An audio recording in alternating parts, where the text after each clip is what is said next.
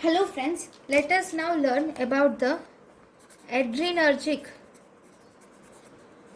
control on adipose tissue. Control of adipose tissue. So, in the adipose tissue, stimulation of lipolysis occurs by alpha 1, beta 1, beta 2, beta 3, whereas inhibition of lipolysis occurs by alpha 2.